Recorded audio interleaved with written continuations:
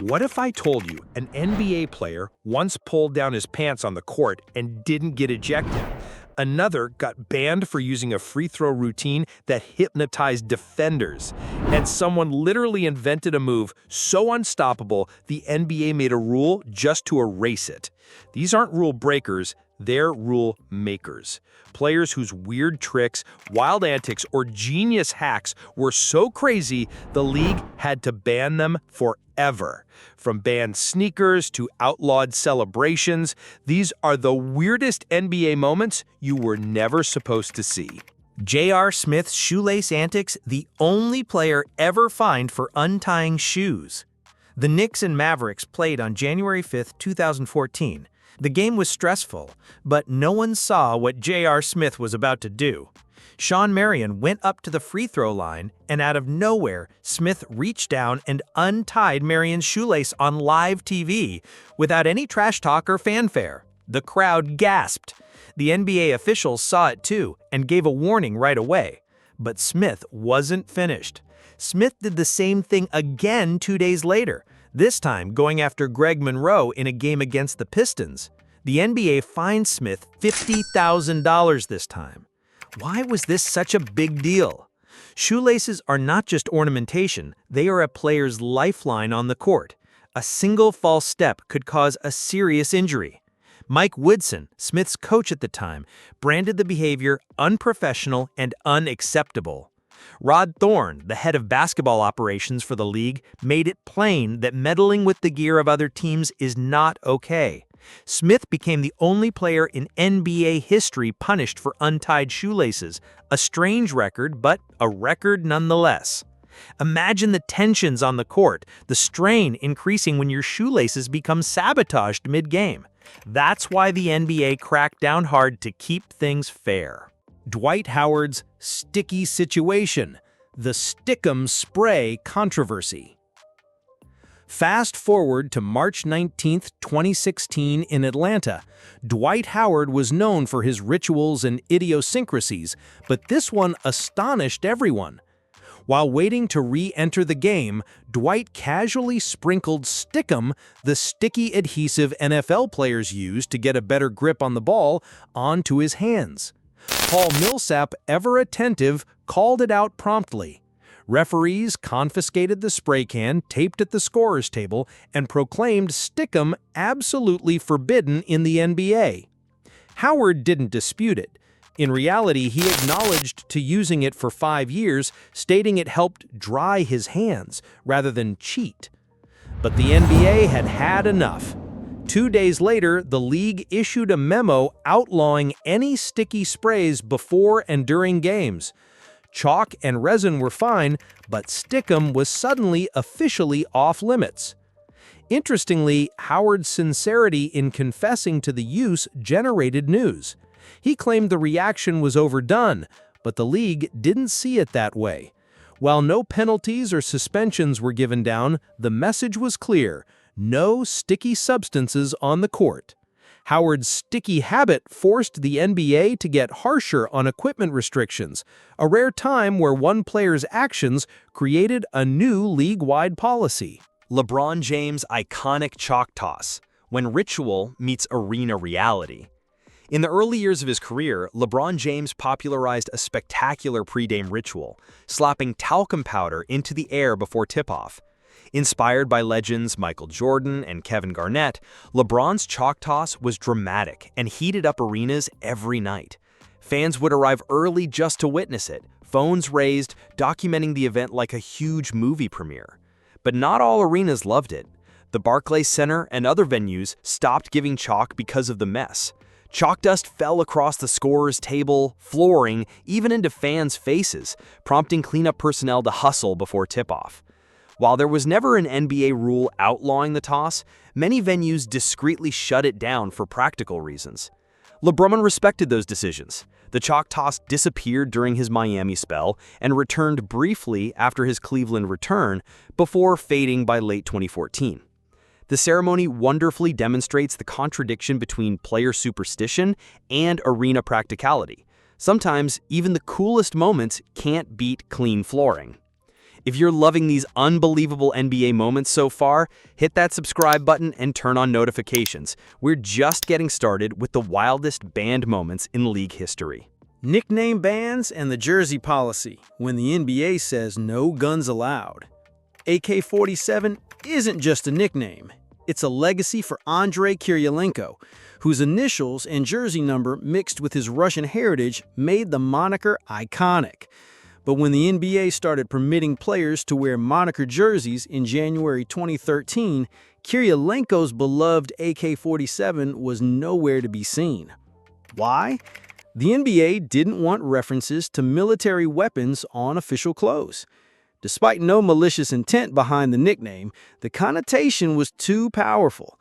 The NBA's stance was firm: no gun names or violent imagery on jerseys.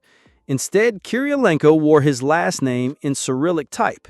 This subtle exclusion echoed the league's overall brand protection policy, keeping official items clean and non-controversial. The policy extends further. Players can't slap slogans or nicknames on jerseys unless they formally change their names.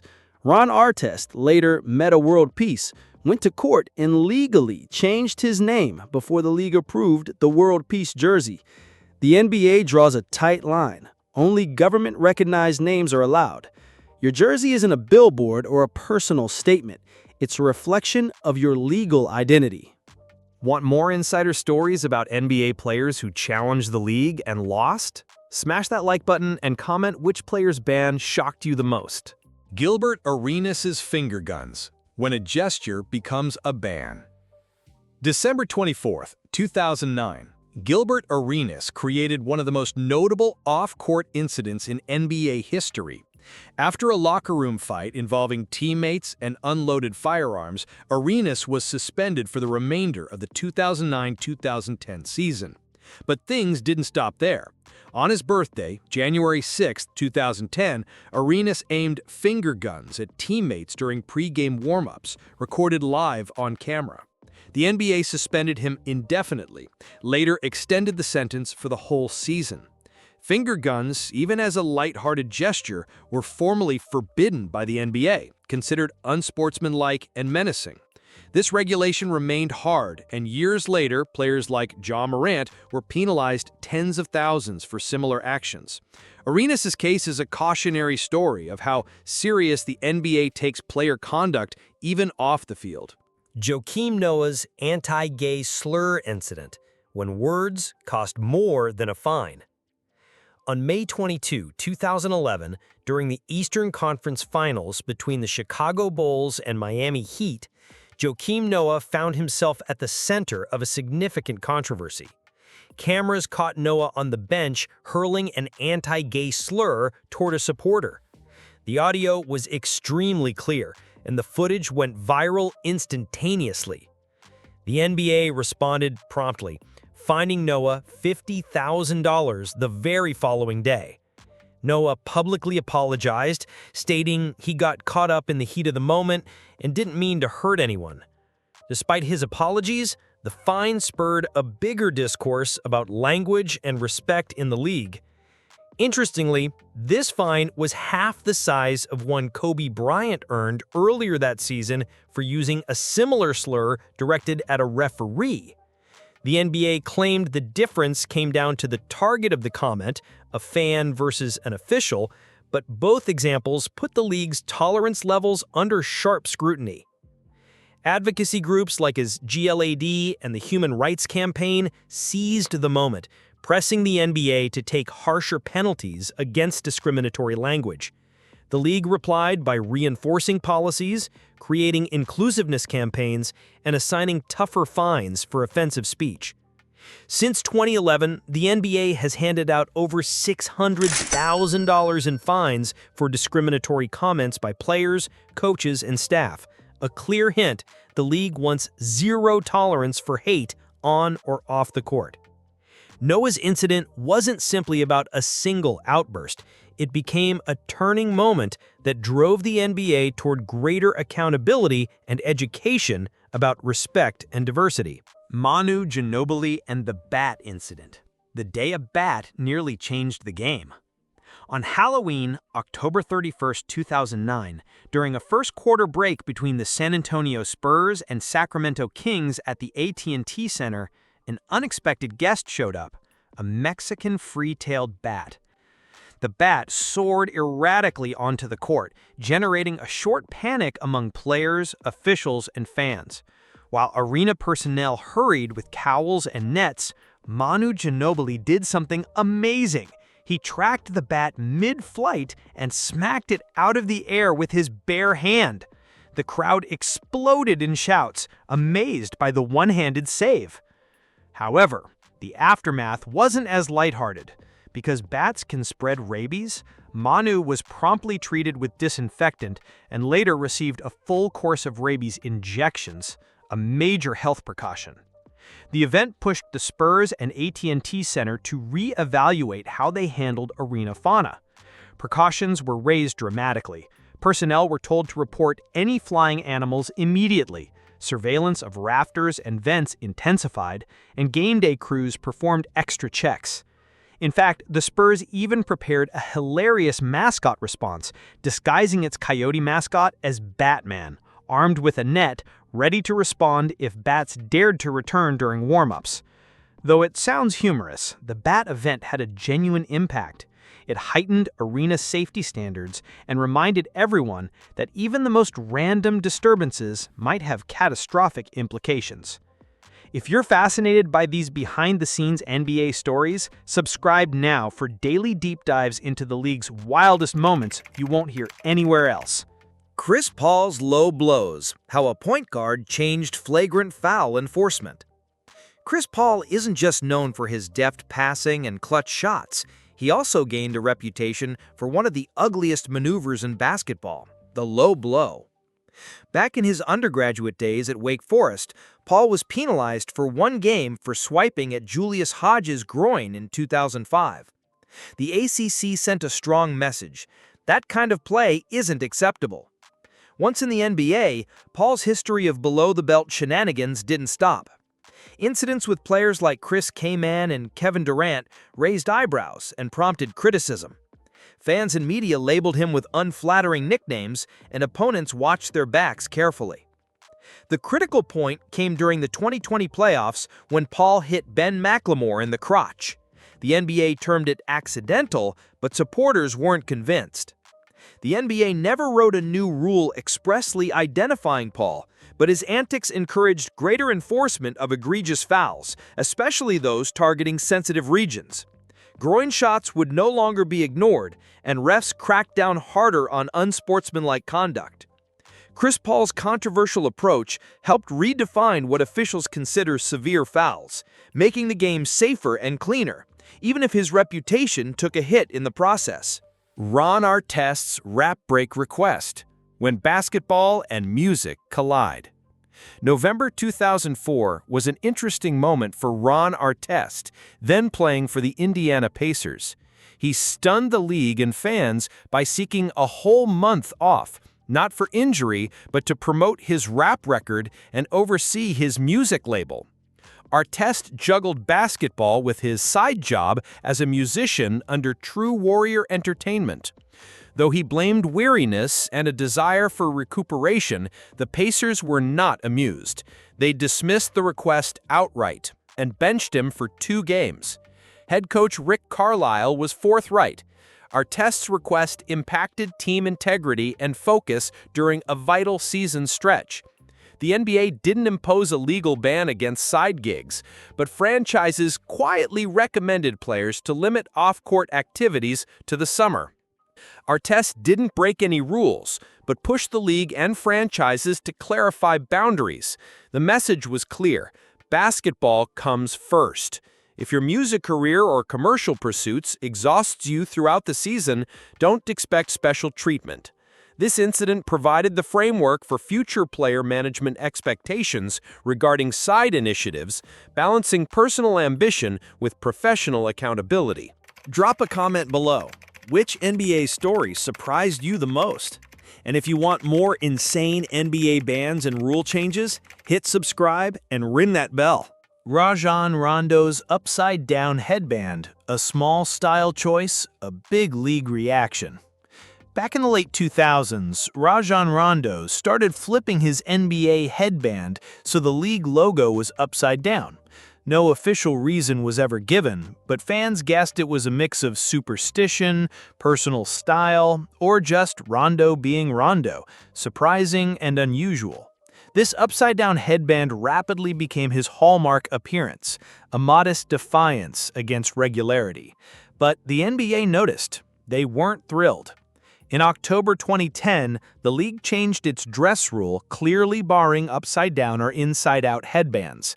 The logo had to be worn front and center, right side up, no exceptions.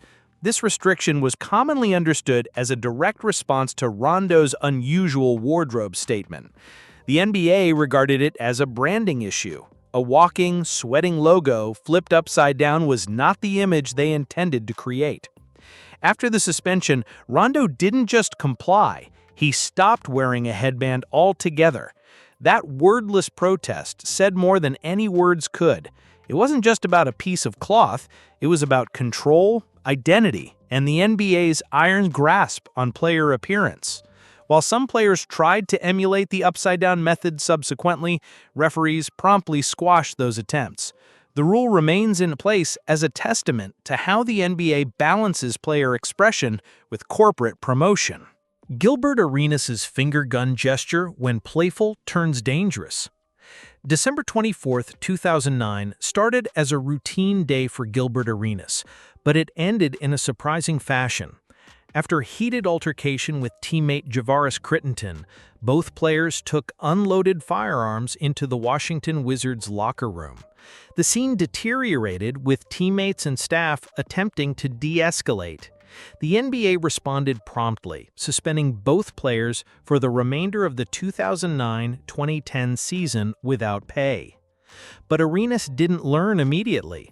On January 6th, his birthday no less, during pre-game warm-ups, he pointed finger guns at teammates as if nothing had happened.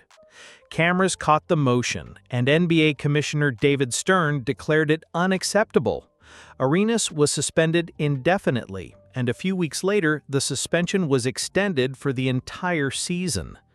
This incident reaffirmed the NBA's zero-tolerance attitude on gun-related gestures or imagery.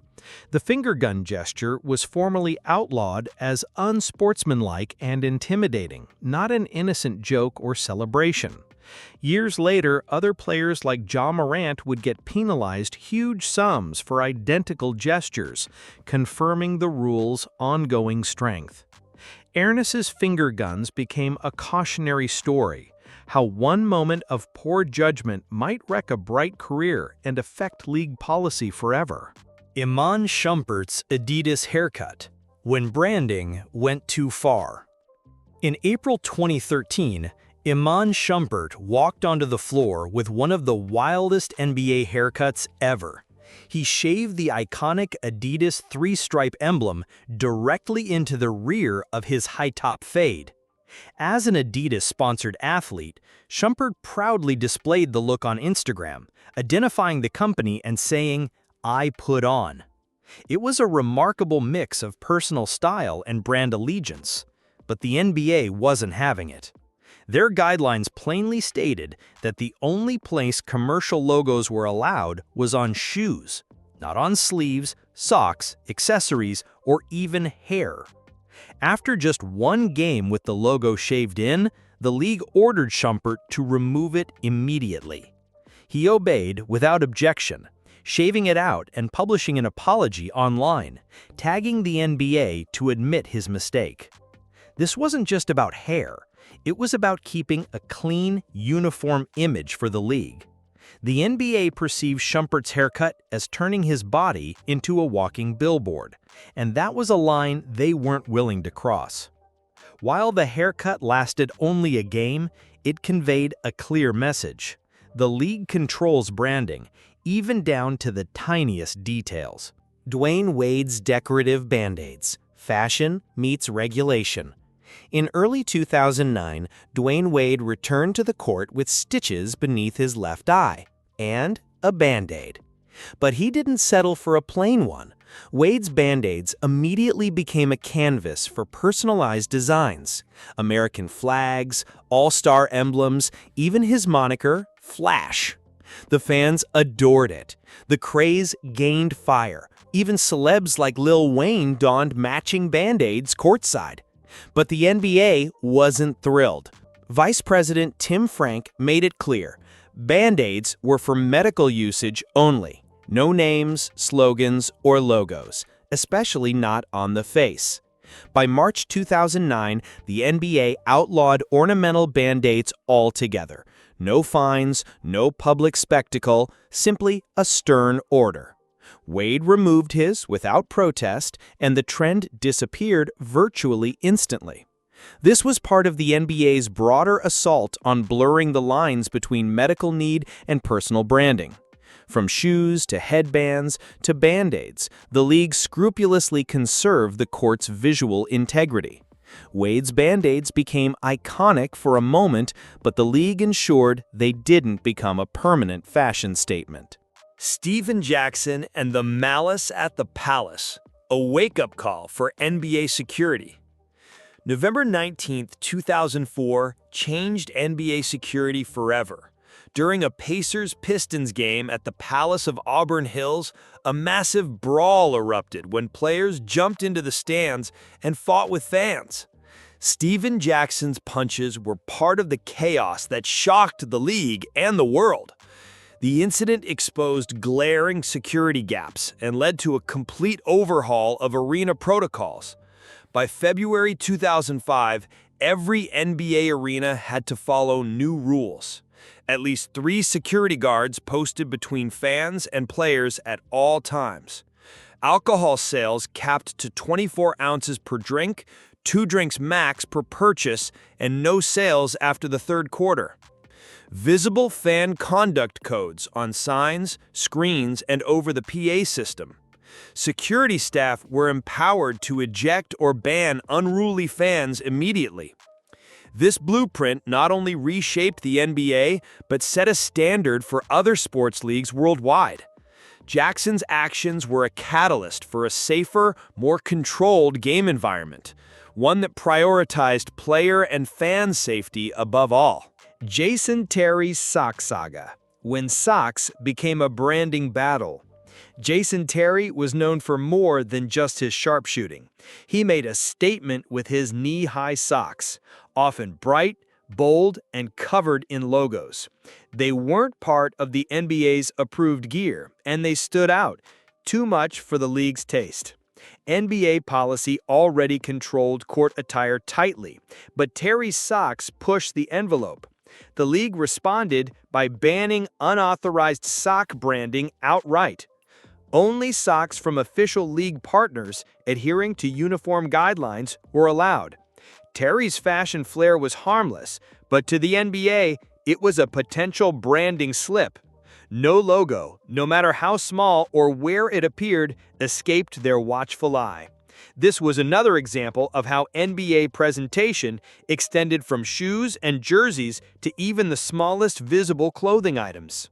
Allen Iverson's dress code, when culture clashed with control. At the turn of the millennium, Allen Iverson wasn't just redefining basketball on the court, he was redefining player style off it.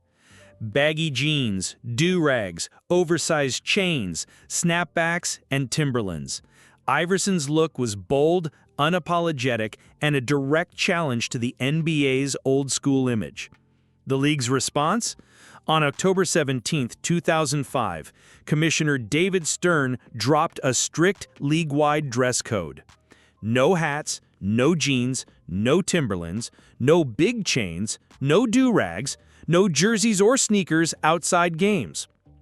While the NBA never named Iverson, everyone knew this crackdown was targeted at him. Iverson fired back, saying the dress code was an attempt to erase culture, not just clean up the game. His famous line, "An assassin in a suit is still an assassin," encapsulated his defiance. Other players push back too.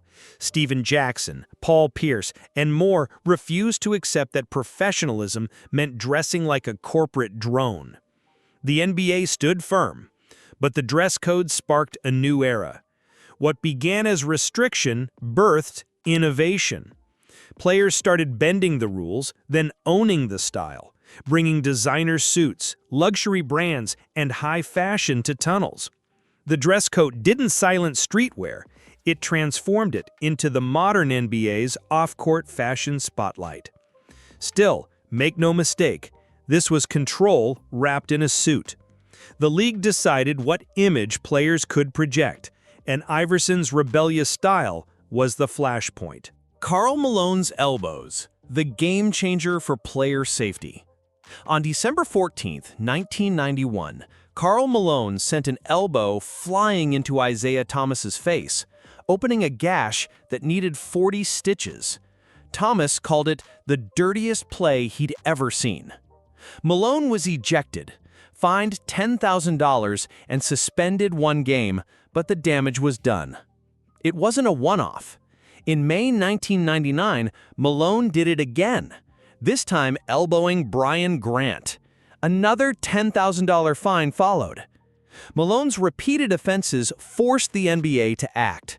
Though flagrant foul rules existed, his play-made officials started enforcing them seriously. Refs began cracking down on excessive elbows and dirty post-play. What was once accepted as tough became a liability. Elbows became weapons, punishable by fines, ejections, and suspensions. Malone's aggressive style pushed the NBA into a new era of player safety. Physical play was no longer a free-for-all.